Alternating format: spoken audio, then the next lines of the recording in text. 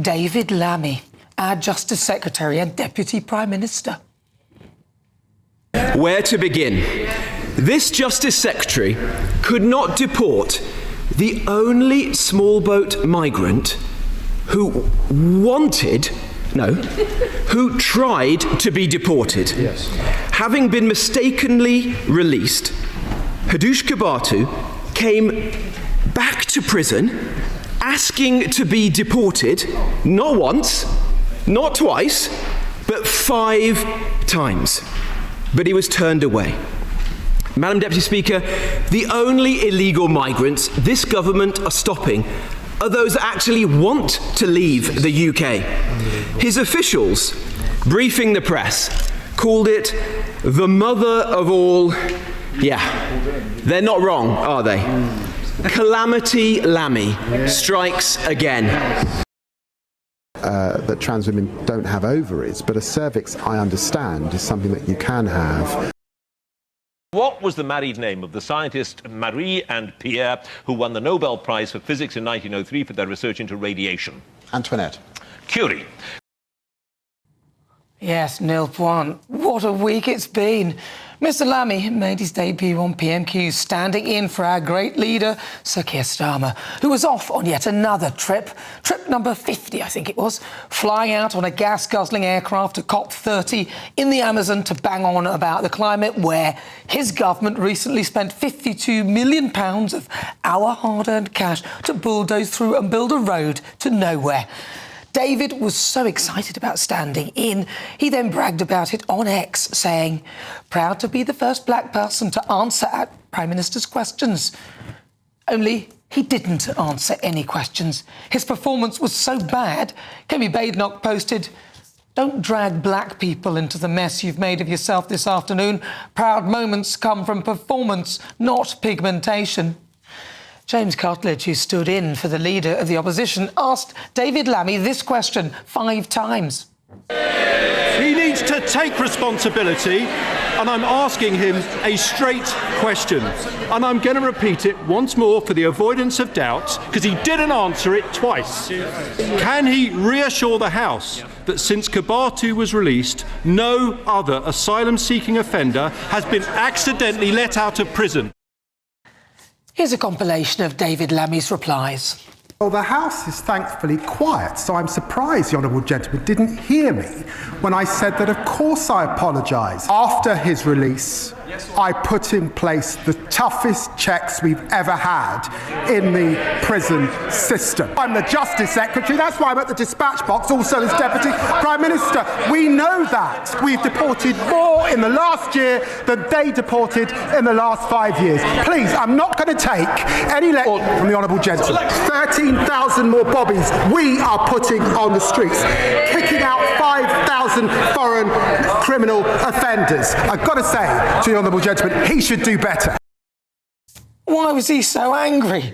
Turns out, only minutes after PMQ's ended, that David Lammy had been made aware of another accidental prison release. Yes, from Wandsworth Prison. The previous week, a foreign national who had overstayed his visa and was in the process of deportation, sex offender Brahim Kadou Sharif, had been on the loose for 6 days. The accidental release came only days after sex offender Hadush Kabatu was accidentally released from Chelmsford Prison. At the time, David promised us this. There will now be more direct senior accountability for ensuring protocols and checks are correctly applied, including a clear checklist for governors to determine that every step has been followed the evening before any release takes place. These are the strongest release checks that have ever been in place, and they will apply to every release from custody and are effective immediately. Did you hear that? Immediately. So after refusing to answer the same question 5 times on PMQs, David Lammy later made a statement. "I am absolutely outraged and appalled by the mistaken release of a foreign criminal wanted by the police. The Metropolitan Police is leading an urgent manhunt, and my officials have been working through the night to take him back to prison." Which explains why he evaded the question. He knew. There's a big question about the ministerial code. As a minister, David Lammy is duty-bound to be transparent with Parliament. And had I known that when I was asking those questions, he apparently had a statement about that issue at hand, and he chose not to give any answers at all. I find that extraordinary. So there are big questions for him to answer. We then requested to him to come back to Parliament later in the day. I don't know if you saw this. I did a point of order. Colleagues did points of order. He needed to come back and clarify, and he refused to do so. He did a runner, and that's not acceptable. The justice system is an absolute joke. In all fairness to David, who had only been in the job for a month or so, it was a mess before he got there. However, the Labour government have managed to make it worse and more than double the rate of mishaps of this nature. The question is David Lammy really the right person to be at the helm? Hello, I'm Bev Turner. Now, it can feel like the money in our bank accounts at the moment does not keep up with the cost of living, and maybe there's a solution. I'm here today with the CEO of TallyMoney, Cameron Parry. Cameron, what is TallyMoney? Well, Bev, with TallyMoney, you get a current account and a debit card, but instead of pounds, you use milligrams of gold as your everyday money. So why gold? Gold traditionally is a great store of value. It has, on average, gone up at over 11% per annum for the last 25 years against the pound. It's tripled in value in the last decade, and in the last 2 years alone, it's increased by 50% against the pound. Banks' savings products just can't compete with that level of growth.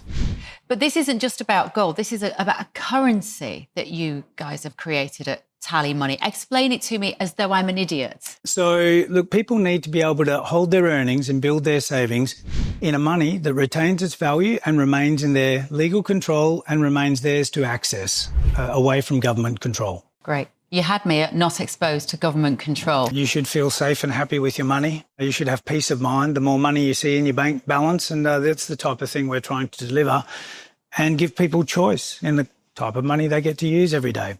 Brilliant. Thank you so much, Cameron. Thank you.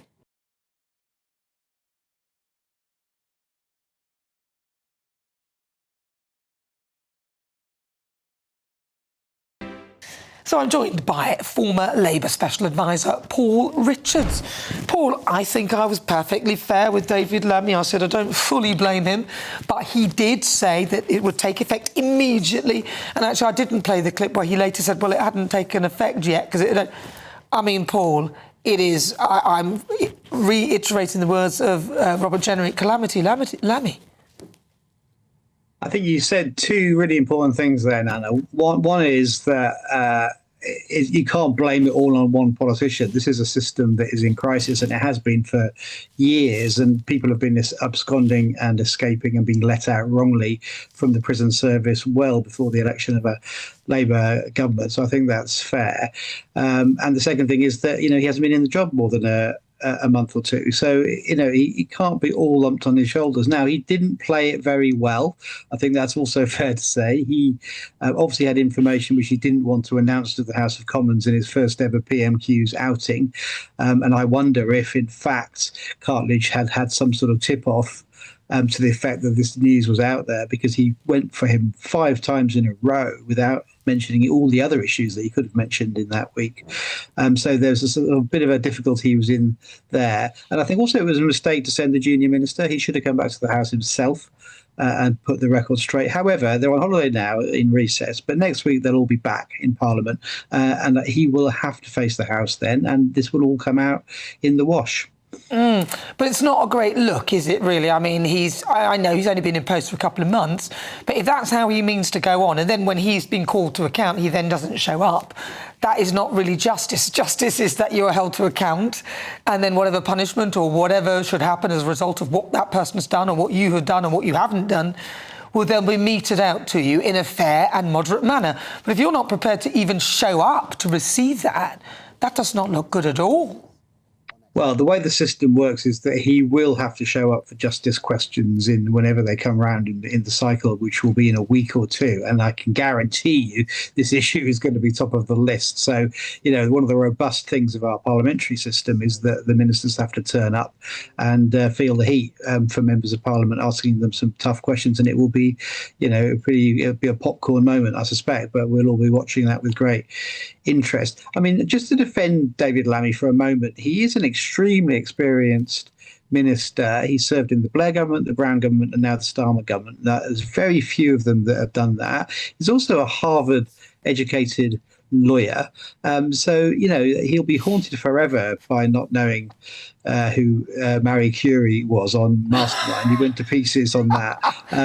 I don't know how I or you would behave in the black chair of Mastermind. People do go to pieces, but he's not stupid. He is a highly educated and highly experienced minister. And I think he'll want to get a grip on this now because, as you say, this has been a bad week, but we all have bad weeks, don't we? Well, some people have said, and I quote some people saying that he's a DEI hire because he has gone across all these governments and everything. You're saying he's really intelligent. So far, I haven't really seen him do anything where I would go, oh, yeah, he's impressive. Give me one good thing that David Lammy has done in the time he's been there that you can give us so that we have something to go on.